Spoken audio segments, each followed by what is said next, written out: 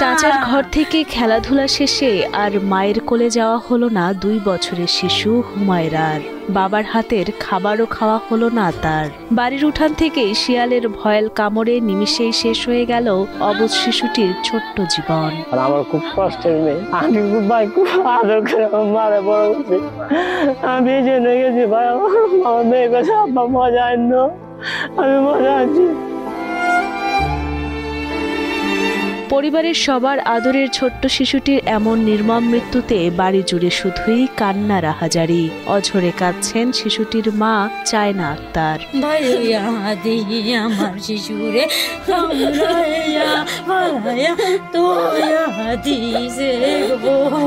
আমার ধনে আমি আঞ্জাদা লইয়া দি আমারে তোমা ডায়ে না গো। ঘটনাটি কিশোরগঞ্জের সদর উপজেলার বোলাই ইউনিয়নের। সন্ধ্যার পর চাচার ঘরে খেলাধুলা শেষে বাড়ির উঠানে আসে 2 বছরের শিশু হুমায়রা আক্তার। ঠিক সেই মুহূর্তেই পরিবারের অগোচরে তাকে টেনে নিয়ে যায় শিয়াল। কিছুক্ষণ পর কোথাও তার খোঁজ না পেয়ে এক পর্যায়ে বাড়ির পাশের জঙ্গল থেকে উদ্ধার করা হয় রক্তাক্ত মরদেহ।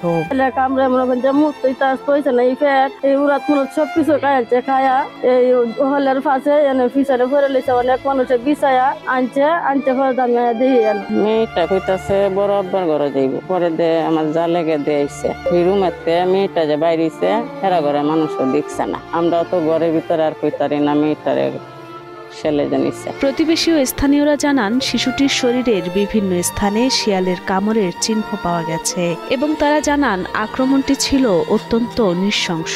মেয়েটা তো মনে করুন হঠাৎ করে বাইরেছে, কেউ জানে না। 2 রুম থেকে বাইরেছে, তো মাঝে মাঝে সে ভাবতেছে যে ওদের ঘরে আছে আর ওরা ভাবছে ওদের ঘরে আছে। মাঝখান থেকে শিয়ালে যে নিয়ে নিয়েছে এরা কেউ দেখে নাই। অনেক ঘন্টা খানেক পরে যায় একটা পাশে পাইছে মেয়েটারে, পরে দেয় মৃত অবস্থায়। এলাকাবাসীর অভিযোগ আশেপাশের জঙ্গল ও আক্ষেত কমে যাওয়ায় খাবারের অভাবে লোকালয়ে ঢুকে পড়ছে শিয়াল।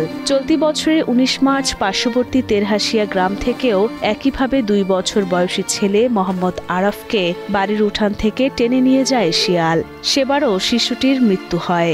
এমন অকাল মৃত্যু যেন আর না হয়, তাই শিয়ালের উপদ্রব ঠেকাতে দ্রুত প্রশাসনের হস্তক্ষেপ কামনা করেন তারা। আমাদের এলাকায় আসলে শিয়ালের উৎপাতটা অত্যন্ত বেশি, কারণ শিয়ালে আগে যে আমাদের এলাকায় উৎপাত ছিল এগুলো কিন্তু বিনাশ হয়ে গেছে, নষ্ট হয়ে গেছে, যার কারণে তাদের খাবার নিবারণের করার জন্য মানুষ আর গরু নাই, গরু আর ছাগল নাই, তারা সামনে যেটাই পাইতেছে এটাই আমরা উৎপাত হয়ে ধ্বংস করে দিতেছে।